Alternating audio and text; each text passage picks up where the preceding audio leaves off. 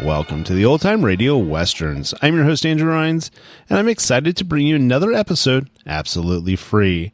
This is one of over 80 episodes released monthly for your enjoyment. Now, let's get into this episode.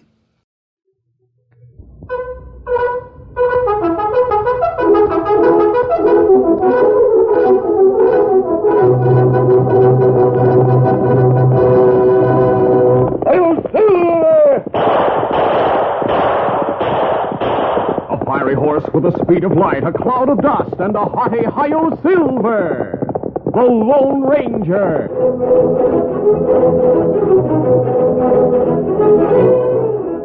Before this exciting adventure, a word from our sponsor. General Mills, makers of Cheerios, the ready-to-eat oat cereal that gives you go power, and Wheaties, the breakfast of champions, present by special recording, The Lone Ranger. All over the country in every direction, how you doing is the question. And here's what the happy people have to say. Eating our Wheaties and doing okay. Hi there. This is the Lone Ranger speaking. Out here in the West, we have a couple of champions who are really doing okay. Champion Bob Maynard. He can grab 1,000-pound steer by the horns and toss it to the ground like it was a 3-day-old calf. And bronc-busting champ Bob Burrows, the way he can stick on a mean, sidewinding bronc, you'd think he was glued to the saddle. They're both great rodeo champions, and both eat Wheaties. Have been ever since they were youngsters. That's a good example to follow. Keep on eating your Wheaties, and you'll be doing okay.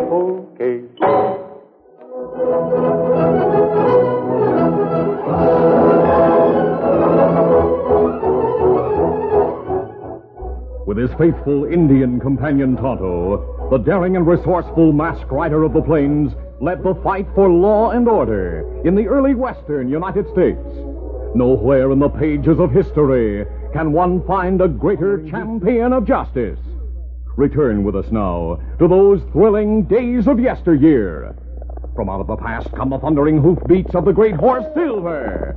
The Lone Ranger rides again. Come on, Silver. Let's go, big fella. I'm Silver. Hooray!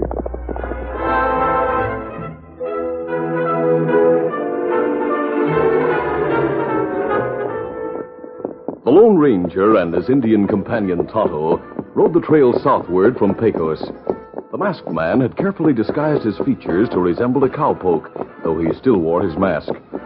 It was late afternoon when they were approaching the small town of Stockton. You send note to Sheriff tonight, maybe? Yes, the sooner the better. His message to our friend the Marshal in Pecos, the Stockton Sheriff, that the whole territory was terrorized by an outlaw band. He and his men haven't been able to track them down. Well, that's not good. You think maybe if we Look, go Tonto, to down there in the valley. Outlaws hold up stage. Yes, draw your guns. Come on, Silver. Get them up, scout. 3 of them, Tonto. Use your guns. Them fierce. Them ride away from stage. Ride the hills. You keep on to the stage, Tonto. I'm going after them. Come on, Silver. Leaving Tonto's side, the Lone Ranger turned off and headed after the retreating outlaws, one of whom was riding a short distance behind the other two. In spite of the bullets which whined too close for comfort, the masked man holstered his guns and continued to follow the fleeing man before him. Gun's empty now. Faster, Silver! Faster! The mighty Silver gradually closed the gap between the Lone Ranger and the outlaw, who from time to time glanced back toward the great white stallion and the masked man fearfully, as he seemed to urge his own horse onward. Then he did a surprising thing. A look of puzzlement came over the Lone Ranger's face as he, too, reined Silver to a halt. Oh, Silver, oh, easy, steady, big fella. Don't move, you. Really, I have no intention of making any move that might cause you to use one of those ominous-looking guns, my friend. Take that handkerchief from your face. Of course. I don't suppose I'm in a position to demand that you remove your mask. Your face is familiar, and if yet you've ever been to Arizona, you're certain to have seen handbills of me. I'm known there as Smooth Larry. Yes, of course. Smooth Larry, the most notorious outlaw in Arizona. Thank you. No compliment. Your presence here explains a great deal. I know you're the Lone Ranger. I know why you were coming here. Well? I planned this, mister. Planned it? That's right. Rather ingenious of me, don't you think? I could gun you down right now if I wanted to. But you wouldn't. And if you did, my men who are among the boulders practically surrounding us would fill you with lead. Close in, men. You see? Yes, I do see. That stage holdup was put on for your benefit. I rode out there with 2 of the men. The rest stayed hidden here. I knew you'd follow me into the trap. You sure outsmarted him, Larry. You fell right in with the plan. You won't be needing those guns, mister, so just drop them to the ground if you don't mind. Drop them. Easy. I'll take care of them for you. Oh, these are very fine guns, my friend. Just about the finest I've ever seen. Easy. Now we'll take you with us to our camp. All right. Now, I notice you're very complacent about the whole thing. But if you're thinking that your Indian companion will get the sheriff and trail us, you're mistaken. You see, he also has been taken into custody. Tonto? But he went after the stagecoach. Of course. But that stagecoach belongs to us. All right, men. Let's get back to our camp with our prize captive. Get going. All right. Come on, Silver. Get up there. Come on.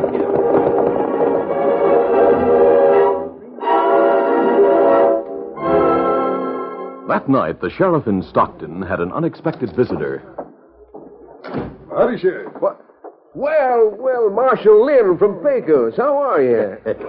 What brought you here? Well, after the masked man and the Indians set out for Stockton, I got to thinking I'd like to come down here to help them and you round up that outlaw gang you sent me word about, Hank. Well, I reckon I don't savvy what you're talking about, Marshal. What's that about a masked man and an Indian? Yeah, the man with the silver bullet's the Lone Ranger. You mean to say they didn't ride in here this afternoon? Maybe they did, but I haven't seen anything of them. But they were coming straight to your office with a note from me. They left Pecos just a few hours before I did. Funny they haven't come here, then. Yeah, it is funny, Hank. And let's go over to the cafe and find out if anyone's seen anything of them. All right, let's go. A short time later, the marshal from Pecos and Hank, the sheriff of Stockton, sat at a corner table in the cafe, talking in confidential tones. Didn't find out anything, Hank? No. Say, who's that smooth-looking hombre? A gambler named Larry. Has he been wearing them guns before tonight, do you remember? I didn't notice, tell the truth. You would have noticed if he had been wearing them. I'd know those guns anyway. Now, see here, Marshal. Guns like that can be had by anybody who's got the money to buy them, I reckon. Well, that's where you're wrong. Those are special guns. There's no others like them in the territory. What are you getting at? I'd be willing to swear those are the Lone Ranger's special guns, Sheriff. Hey, anybody seen the express agent around? Well, he was here a while ago. Yeah, he just went back to the office. Thanks very much. I'll go over and see if he's there. All right, come on, Hank. You and me's going to tag along. Maybe if we keep our eyes and ears open, we can find out something. Right. Come on.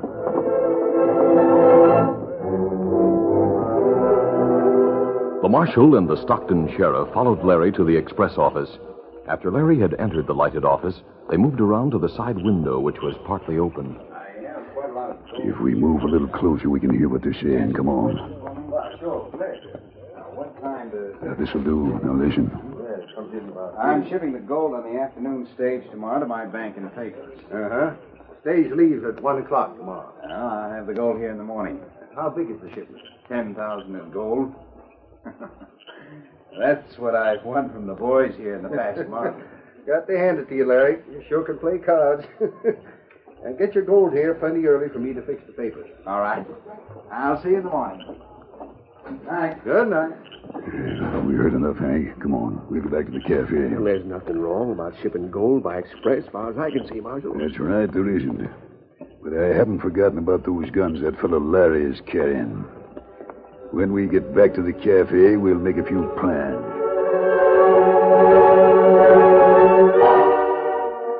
It was after midnight when Larry, unobserved by anyone, slipped out of town and headed for the outlaw camp.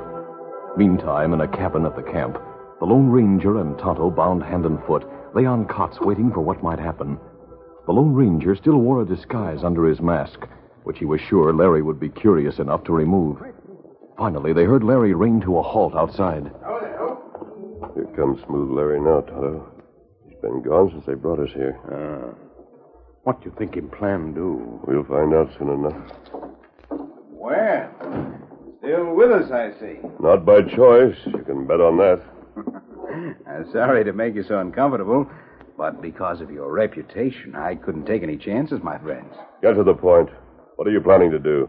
I'm shipping $10,000 on the express stage tomorrow. The express company takes responsibility for its delivery. Well? Very simple, my friend. 3 of my men will ride the boot of the stagecoach we own. Go on. The others will follow at some distance on horseback. Inside the coach, I'll sit with you and the Indian. Both bound, of course. We'll ride the incoming trail. I get it. The regular stage will think they're meeting the incoming express stage. Right. They won't expect anything until we're about to pass them. Then we'll take over and get back my gold shipment. I'll put in a claim to the express company to pay off the loss of an indignant customer. Quite a clever plan. Exactly. And as for you two, I'm sorry to say I'll be forced to kill you both with your own guns. Then the express stage will be sent back to town, carrying the news of the holdup and the bodies of an Indian and the Lone Ranger.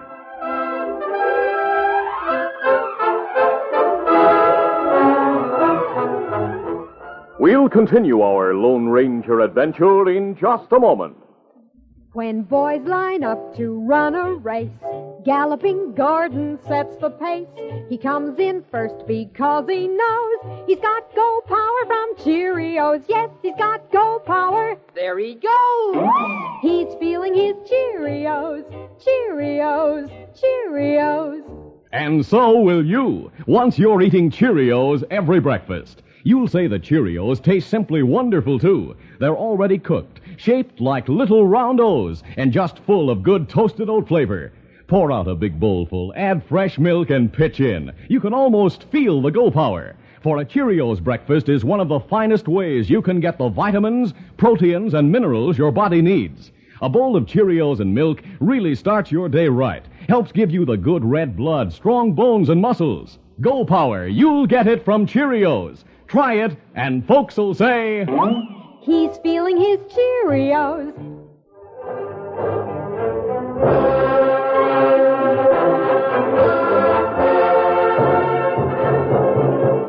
Now, to continue.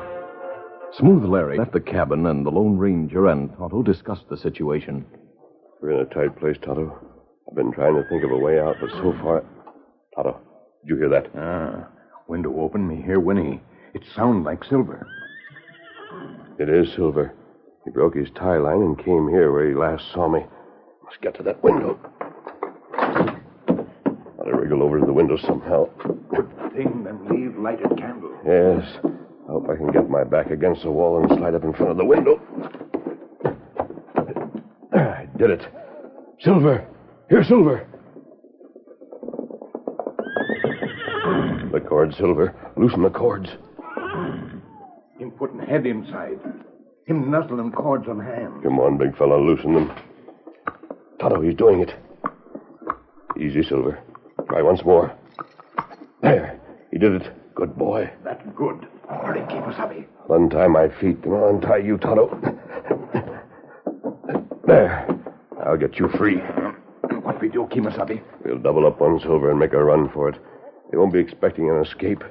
There, that does it. Your hands are free. Now, let me get cords off feet. There. There's the white stallion over near the cabin. Somebody coming. Go away, Silver. Go away. I'll loop the cords loosely on our wrists and lie on the cot. I'll tie our feet again. Lie down, Tonto. Put your hands behind you. He must have known his tie line. Them not come inside now, but fella come soon with food. He won't suspect anything. They're taking Silver back to the corral. Cords looped loose on our hands. Maybe we jump fella who'll come with food, Kemosabe. No, I thought of a plan. We'll stay and go through with Larry's arrangements. He'll get a big surprise tomorrow.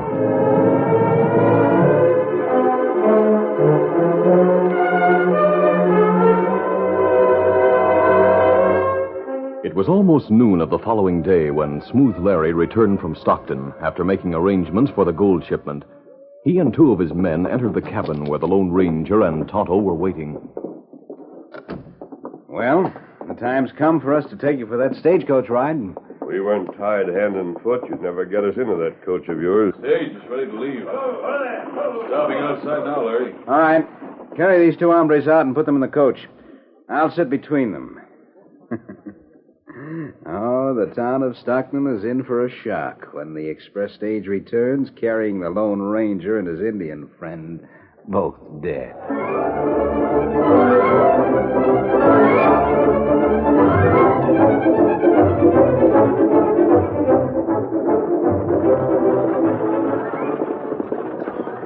Smooth Larry sat between the Lone Ranger and Tonto inside the coach. Thinking they were both tightly bound, Larry took no precautions. The masked man counted on this and glanced now and then at his own guns, which rested in the outlaws' holsters. For some time, they rode in silence. Then Smooth Larry spoke. Look, coming around the bend up ahead, the express stage. This'll be it, and they don't suspect a thing.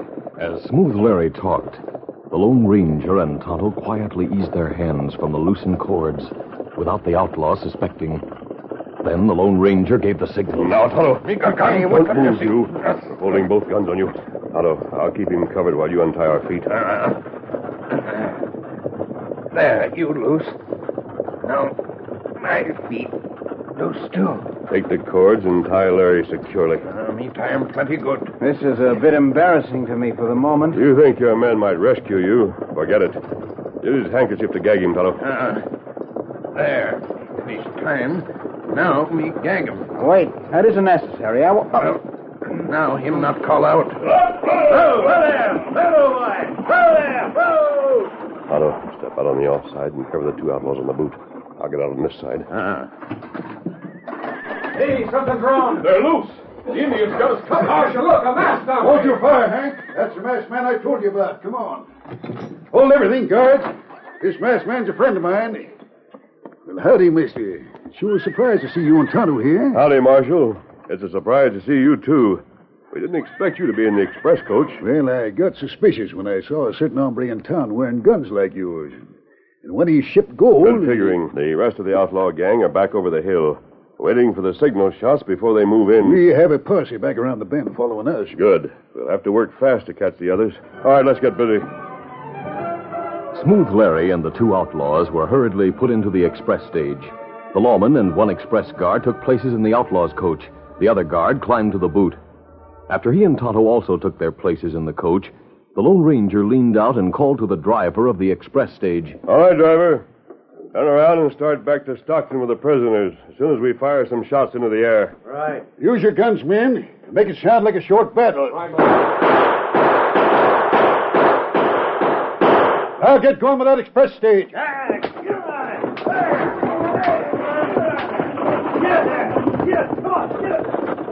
What'll happen now? We'll stay inside this coach. The outlaws on horseback will come riding in thinking the holdup was successful. Sure is a smart plan. My deputy will soon come riding along with the posse, too. He can help us get the whole gang. Look, Kemosabe, here come outlaws now. Yes. I see they're bringing Silver and Scout with them. Keep out of sight until they get close to the stage. Hey, Larry. Since you sent the bodies of the engine and the masked man in the express coach... Hey! Why you... Look at that driver on the boot. He's not one of our men. Gun him down.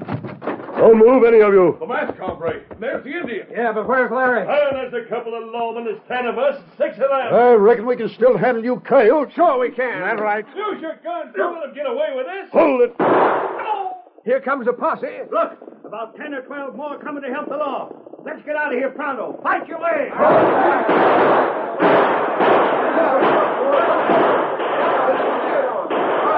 The outlaws tried to fight their way out of the trap, but they became panic-stricken as the bullets flew thick and fast. With the Lone Ranger and his friends before them, and the posse closing in behind them, they were hopelessly beaten, and one after the other, they threw down their guns.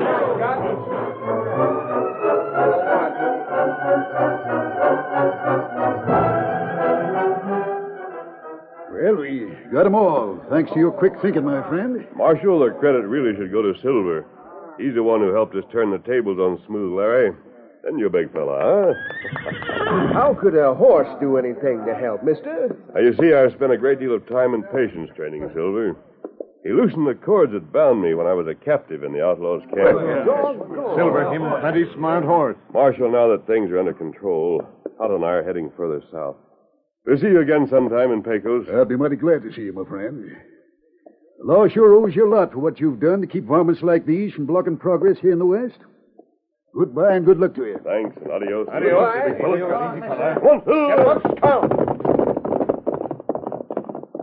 He sure is a man of action, that fella. Yeah. Who is he, Sheriff? He's an hombre the marshal sent over from Pecos to help round up the outlaws in this territory. You can plainly see that he helped do it, too. Yep, he sure did. He's the only masked hombre I ever heard of who's on the side of the law. He's the Lone Ranger. Lone Ranger?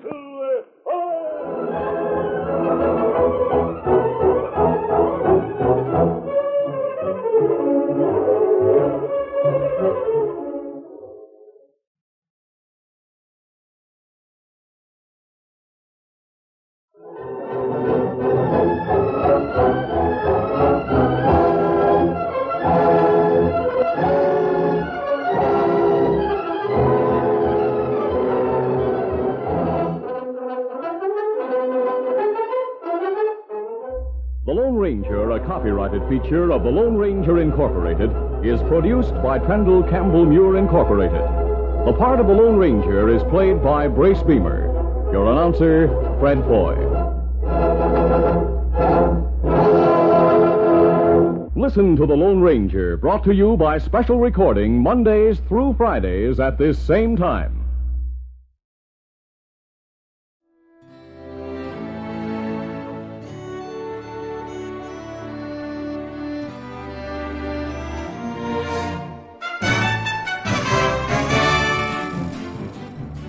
This has been a presentation of OTRWesterns.com, and we hope you enjoyed. Please take some time to like and rate this episode within your favorite podcast application. Follow us on Facebook by going to OTRWesterns.com/Facebook, and subscribe to our YouTube channel by going to OTRWesterns.com/YouTube. Become one of our ranch hands and unlock some exclusive content. We want to thank the following ranch hand, Steve, who joined us recently. You too can join by going to OTRWesterns.com/donate. Send us an email, podcast@OTRWesterns.com, and you can call and leave us a voicemail, 707-986-8739. This episode is copyright under the attribution, non-commercial, share-alike copyright. For more information, go to OTRWesterns.com/copyright. Have a great day, and thanks for listening.